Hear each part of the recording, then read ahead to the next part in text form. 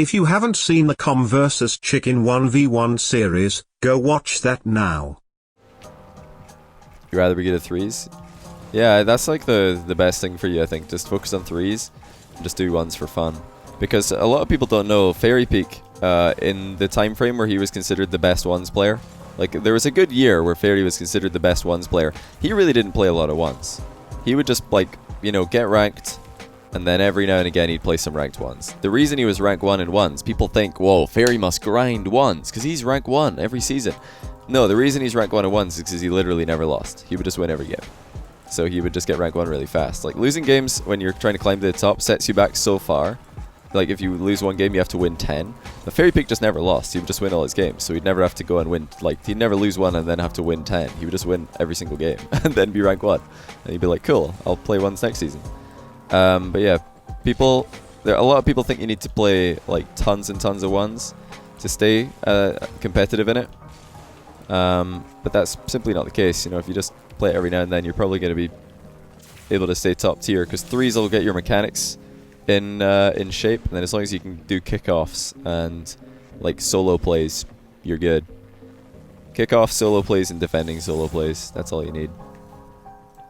I mean, isn't Fairy making 3 1v1 guides, just kickoffs, offense, and defense? Is that it? I believe it is, right? Because that's like all there is to it. He just does you know, really good challenges and goalkeeping and positioning, and then he has like really efficient offensive repertoire, and he has good kickoff.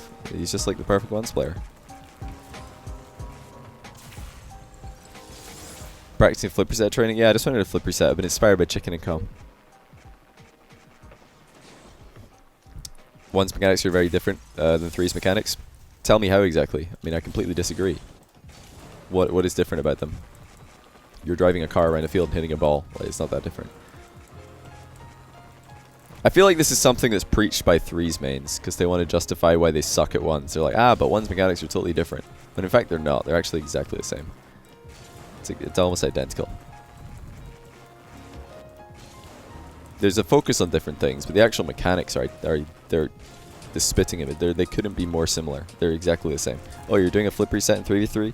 Yeah, you could rinse and repeat that in 1v1. It would still be viable. Remove scoreboard? Yeah. Thanks for reminding me. Oh, you're doing a flip reset shot in ones? Yep, you could probably rinse and repeat that in threes and it would be viable in certain situations. You're doing a flick in ones? Yep, that same flick would probably be viable in threes. In certain situations. It's all situational, but mechanics are all identical. Like, keeping your mechanics at top tier, I don't think you need to play ones to do that. Well, you don't need to play ones a lot. You don't need to play ones like, grind it every single day.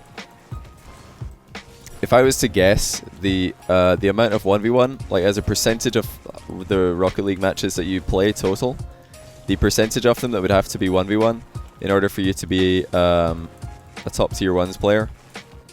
After like, if let's say you've already grinded into the top 10 in ranked at least once, that'll give you a lot of knowledge of 1v1 and what to do in situations that come up in ones a lot.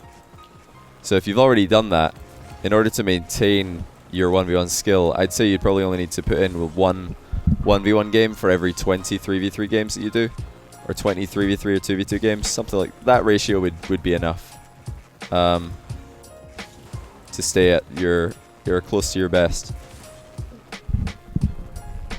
That's just a guess, but something like that. Yeah, nobody wants to grind ones. Well, some people do. But yeah, if you've already put time into 1v1s, like Fairy, Scrub, for example, they've been through the 1v1 Purgatory. They've done that. They've been there, done that. They don't need to do it again. They've got the history of 1v1.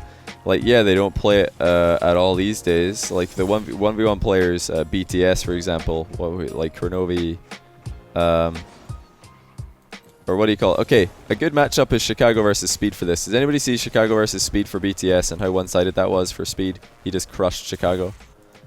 And like most people would put Chicago and Speed on quite a similar level for 3v3, I would guess. In fact, most people would maybe say Chicago is better than Speed in 3v3 because they're G2 fanboys. But in 1v1, Chicago had no chance. And the reason for that is because Speed has done his time in 1v1. It's like he's done the 1v1 Purgatory. So now he's got the experience. So now he doesn't even need to play a lot of ones. In fact, I think Speed's unranked in ones right now, but he still crushed Chicago because he's played ones in the past. Like, you don't forget how to play certain 1v1 situations. Once you've learned it, Speed, he crushed Chicago. But yeah, once you've like learned a 1v1 position, you don't need to learn it again. You know it. You're like, oh, okay, yeah, in that position I need to not go for boost. I need to go for the ball. Oh, in this position I can go for a shot. I don't need to go to boost. You know, just little things like this.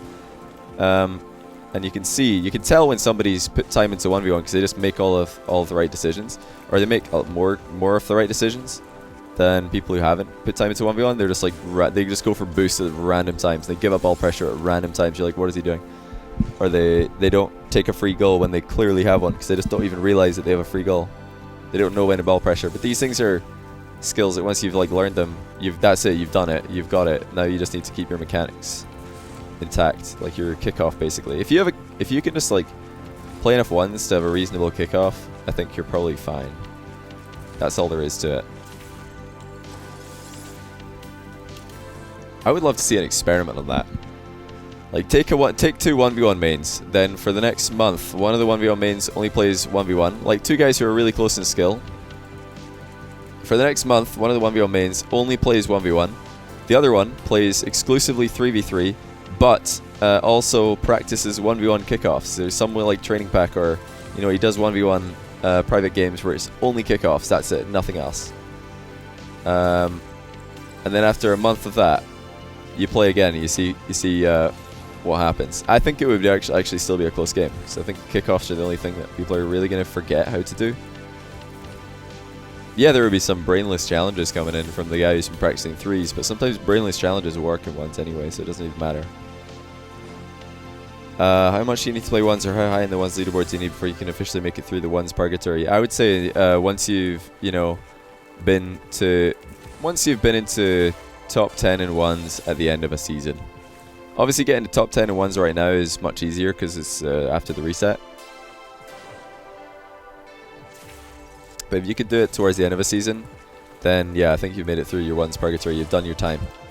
Then you can just go and play threes to your heart's content. You're probably going to be a way better player for it as well. You'll just be more boost efficient. There's this like big misconception that ones players are really bad for 3v3 because they take all the boosts because they're used to taking all the boosts because they're ones players. But actually I'd say ones players are better at micromanaging small boost pads than threes players. So at least in my experience watching ones players transition to threes, they always have plenty boost. They're never boost starved because they're just better at like managing their boost than threes players. Or using it all and what do you call it? Using it all and then being starved. That's just in my experience. Like, I'm sure different people have different opinions, and it is situational. I'm sure that there's some players who are terrible at boost management who have come from 1v1, and some players who are amazing at boost management and they've only ever played threes. Like, I'm just saying, like, in general, ones doesn't really hinder that. I think it only increases your skill in that area. Bernobi, thanks for the 7-month tier 1. Oh, we're actually scoring a flip reset after looking at my alerts halfway through the flight. Wolfie8, thanks for the prime sub, and also a Pasty Puff, and thanks for the prime sub. Sorry, that was a while ago, but I was distracted. Really appreciate that.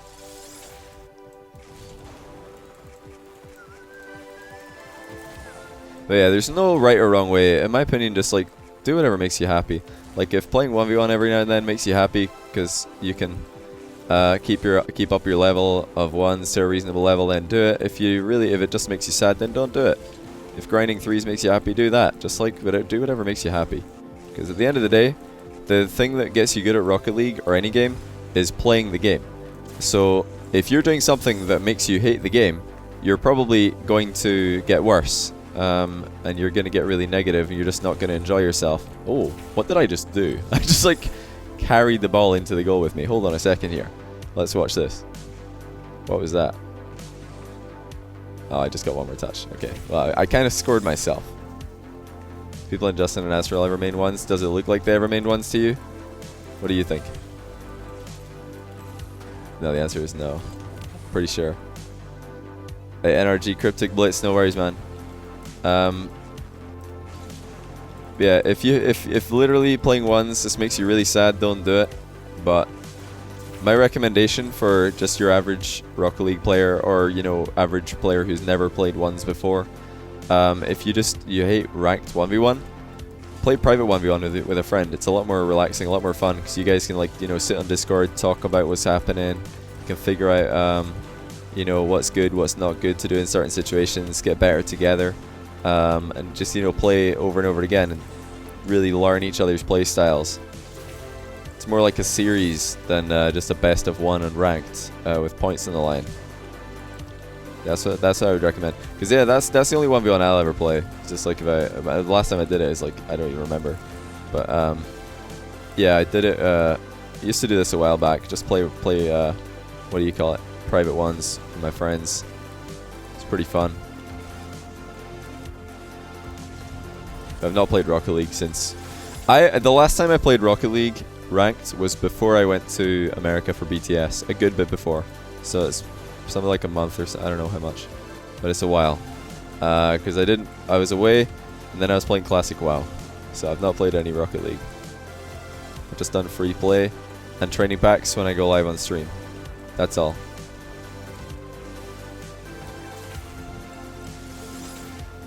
Don't friends playing WoW that plays RL, sorry man.